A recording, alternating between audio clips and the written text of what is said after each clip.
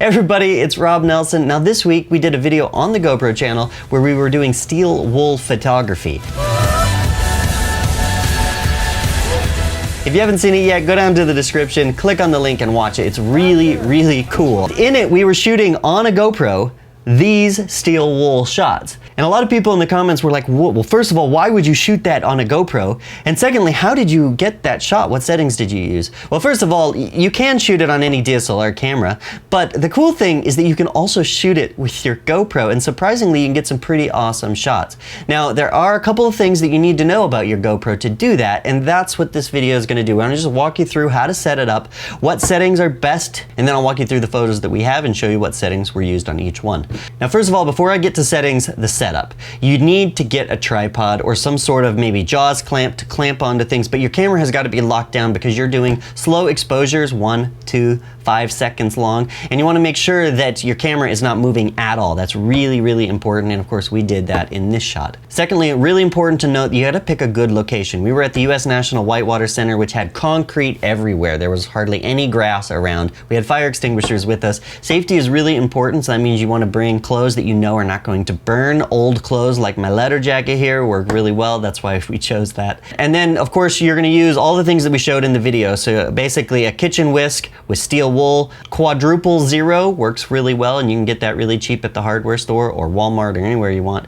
You stuff that in the whisk on a chain, and then you wear gloves. That's really important. And then spin it around. Make sure you're wearing your eye protection, of course. And then the trick is compose the shot so that you're gonna get something cool. So in the past, we've done shots that look like this. This one I quite like. This is from the bridge shooting down with a 30-second exposure. And then for our GoPro shoot, these are the final ones. Here's Haley with the umbrella and the steel wool coming down on it. But she's kind of sad, so I told her, let's spice things up, be a little happier. This one here ended up being the final shot, and I think it worked really well. I haven't done any post-production on these ones yet. Okay, now let's get to just how you might set up your GoPro. All right, first things first, you're gonna turn on your GoPro, hold it for a couple seconds, you know, it does its thing, and it's gonna default to your video mode. Now, I reset the camera here, so whatever you start with, these are all the settings that I have. So first of all, click this button, brings you over to the photos. That's not what you want. You're actually gonna be taking multi-shots on what's called night-lapse. So over here, click the Wi-Fi button.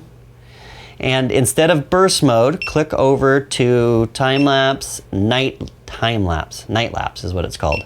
Now, this is your shutter speed. You can set it to auto, but that's not what we're gonna do. I think one of the better settings is maybe 2 seconds, but you can play with it. 5, 10, 15, 30, 20, 30 seconds.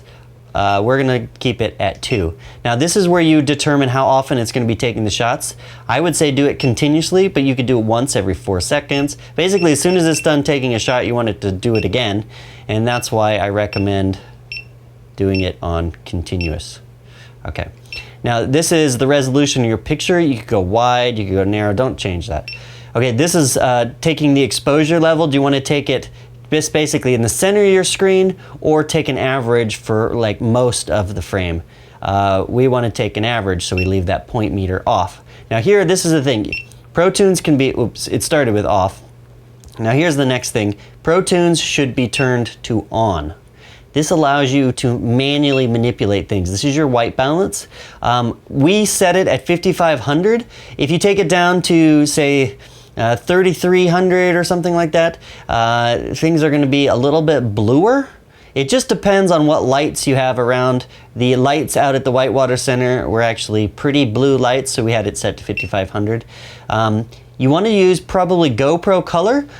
Okay, your ISO, you really don't want this very high.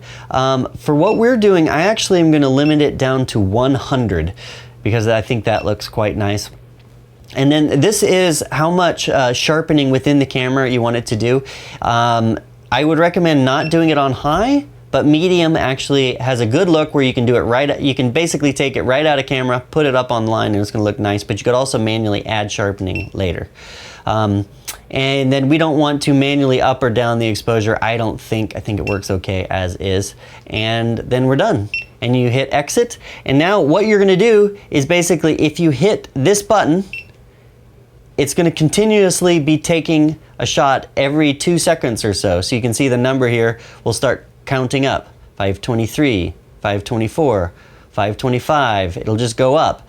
And it's taking a slow night lapse. And that way you don't have to keep touching. You click the button right before you start spinning and lighting the steel wool, and then you can stop it afterwards. It doesn't shake the camera because you're not touching it anymore. And then you've got all of the images in the sequence. Easy as that. Now just take it out, experiment, and then you can bring your final shots back into the studio on your computer. Hopefully you guys can get some more epic shots, but I wanted to walk you through all the things that we did on this shoot. I hope you enjoyed it. If you did, give us a thumbs up, subscribe, because we got a lot more videos, not just on GoPros, but on all sorts of DSLR techniques, filmmaking in particular, documentaries. That's Jonas and I's thing. Stay tuned until next Tuesday. We have more coming out. We'll see you then. Thanks for watching.